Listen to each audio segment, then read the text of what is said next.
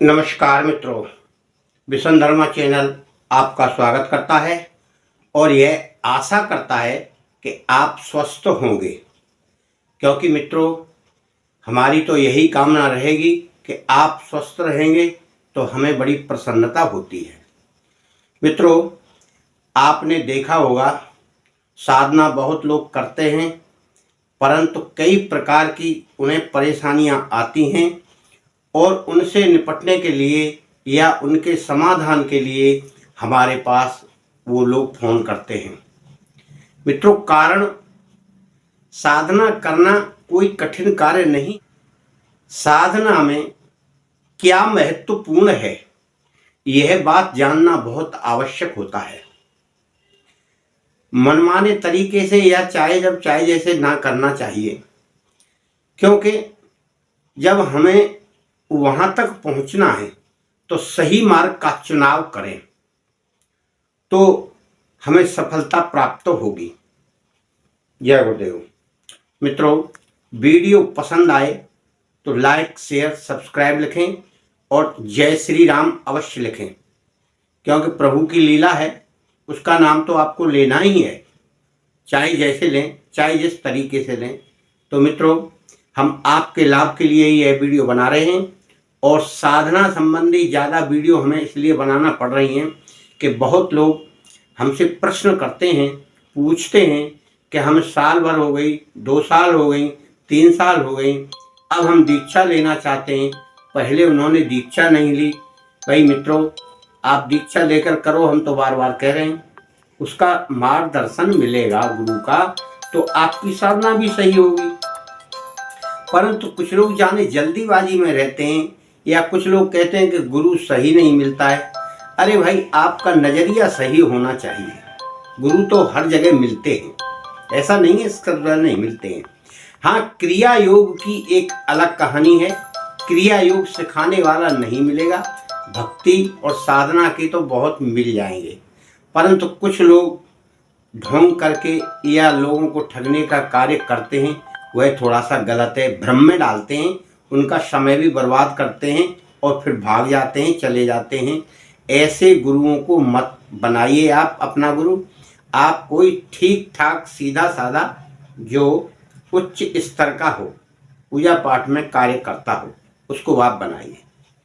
तो मित्रों, अब बात यहाँ आती है हमारी इस वीडियो में जो हम बताने जा रहे थे कि साधना में क्या महत्वपूर्ण है। तो आपको 5 बातें महत्वपूर्ण हैं साधना में। वैसे तो 5 का आंकड़ा बहुत ही व्यक्ति माने तो बड़े संयोग वाला ही व्यक्ति कर पाता है, क्योंकि 5 नियम, 5 यम, 5 पंच महाभूत, पंच तत्व, यानी 5 की शक्ति आप अगर जानना चाहें तो सोचिए और समझिए।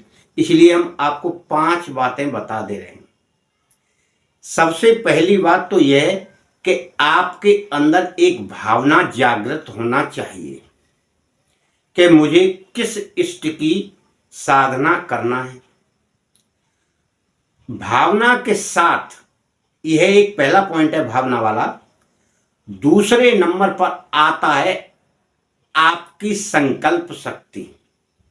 भली बात आप निश्चित कर लें कि मुझे कोई कुछ भी कहे, मुझे फिर इसी इष्ट की साधना करना है, उसको नहीं छोड़ना है, चाहे साथ में और कोई साधना आप कर लें।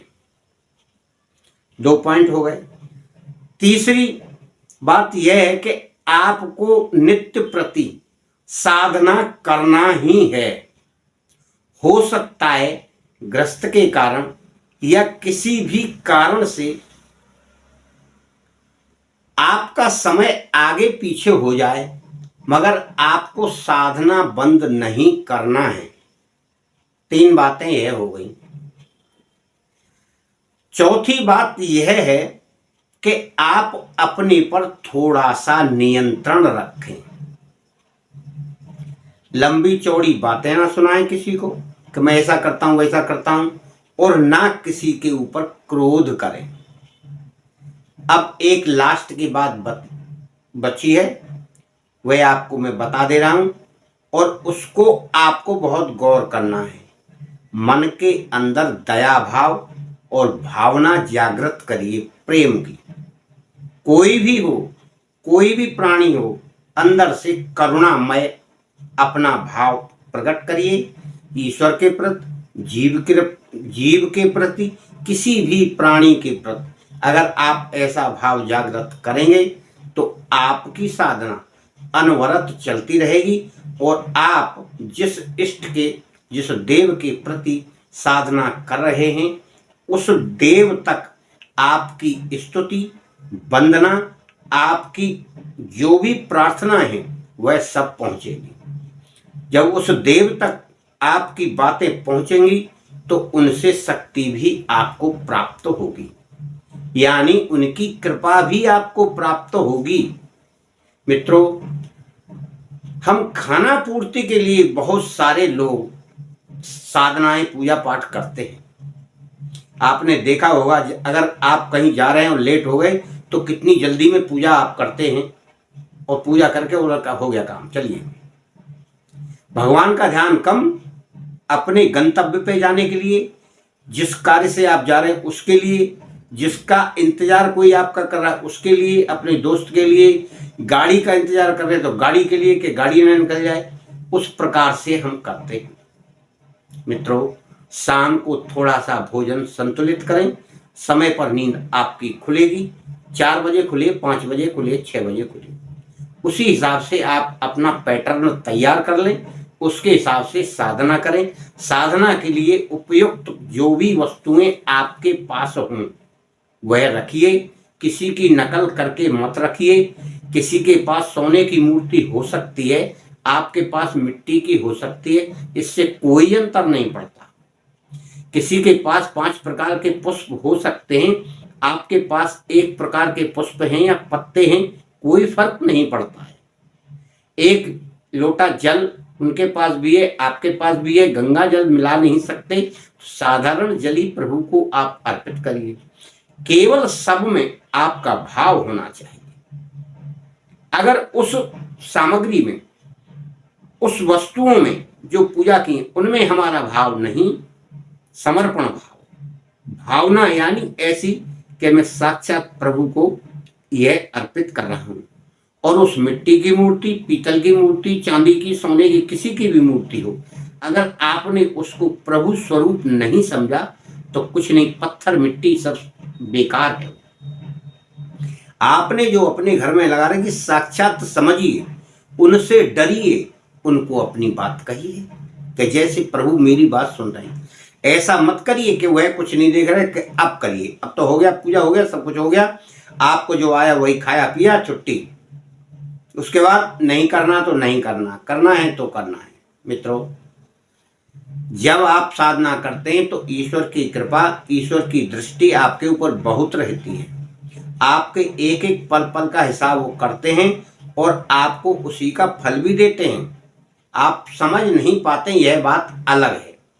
इसलिए ईश्वर से जब प्रार्थना व्यक्ति करता है तो वो सुनते हैं, समझते हैं, और जब बुरा काम करता है तब वो देखते नहीं है, ना सुनते हैं।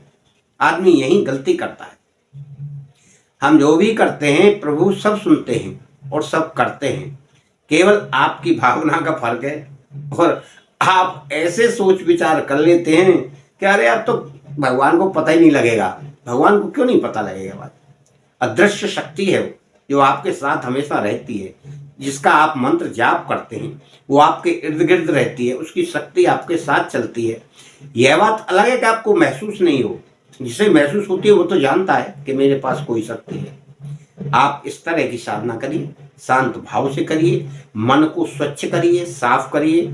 मैं यह नहीं कहता कि आपको कोई दंडित करे तो आप बोले नहीं, आप बोलिए, मगर बोलने का भी एक उचित तरीका, उचित शब्दों में आप उससे बात कर सकते हैं। यह कोई मतलब नहीं है कि आप गाली गलौज करके ही बात करें। अपने भाव को मत बदलिए, अपनी आदत को मत बदलिए। सामने वाला तो कर ही रहा है, उसकी आदत है, मगर आप अपनी आदत को बदलेंगे तो उसमें आप में क्या फर्क होगा? क्रोध भी आता है, समझिए, आप उस पर थोड़ा सा नियंत्रण करिए। न जब क्रोध ज़्यादा आए तो थोड़ा शांत रहिए, कम बोलिए, आपका क्रोध शांत हो जाएगा। नहीं तो क्या होगा, सामने वाला बोल रहा है और आप भी उतने ही शब्दों का उच्चारण करेंगे उसके बराबर, तो इसका मतलब यह हुआ कि आपने उसकी बात को स्वीकार किया है। आप कम बोलेंगे, इसका मतलब आप स्वीकार नहीं कर रहे, बोलते जाइए आप। अगर आप बिल्कुल नहीं बोलेंगे तो वो जो शब्द उसने आपके लिए बोले वह सारे के सारे शब्द उसको जाकर वापस हो जाएंगे। क्यों? कि आपने स्वीकार नहीं किए। और अगर आपने स्वीकार कर ली तो आपने उत्तर दे दिया, इसका मतलब उसके शब्दों ने आपके ऊपर प्रभाव डाला है। यही साधना का फर्क रहता है। बड़े बड़े सन्यासियों को लोग जाने क्या क्या बोल जाते हैं, उन्हें पता ही नहीं है, ना वो कुछ उत्तर देते, अच्छा ही बोलते बुरा बोलते हैं। कोई अहंकार में बोलता है, कोई गाली देता है, कोई प्रशंसा करता है, दोनों में कोई फर्क नहीं समझते।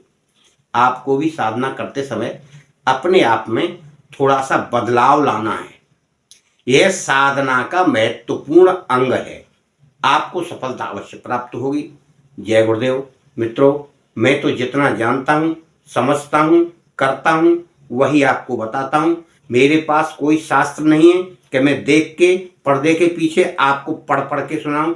वो वीडियो मैं नहीं बनाता हूँ, लोग बनाते हैं, साइड में पढ़ते जाते हैं, चेहरा दिखाते नहीं है, ना बोलते हैं सामने, धड़ाधड़ लिया लिया पढ़ दिया। आपको अच्छी लगे बुरी लगे वो तो आपकी इच्छा है। मैं तो अपने ज्ञान से, अपने अनुभव से, या जो मैंने मेरे गुरुओं ने सिखाया है वही बातें आपको बताऊंगा, इसके अलावा कुछ नहीं बताऊंगा। हाँ, कुछ टोटका तंत्र के उपाय हैं, वह मैं कुछ शास्त्रों से लेकर बताता हूँ। कुछ मैंने परीक्षित किए, कुछ नहीं परीक्षण कर पाया हूँ। कुछ दवाइयाँ भी मैंने बताई हैं, जिन्हें मैंने परीक्षण किया है उनके लिए बता देता हूँ, ये मैंने परीक्षण किया है। और जो किसी शास्त्र से मैंने लिए तो उसको मैं बताता हूँ, यह मैंने परीक्षण नहीं किया है। इसलिए आप सोच समझ कर करें, और हो सके तो वैद्य की सलाह से आप कर लें। या आपको ज़्यादा कोई बात पूछनी है तो आप हमसे कांटेक्ट करके बात करके पूछ लीजिए। जिसका हमें अनुभव होगा हम बता देंगे कि आप करिए, गारंटी हम उसकी लेंगे। मित्रों, धन्यवाद। आपका घर परिवार सुखी रहे, आपको मंगल कामनाएं हमारी हमेशा मिलती रहें। आप सुखी रहें।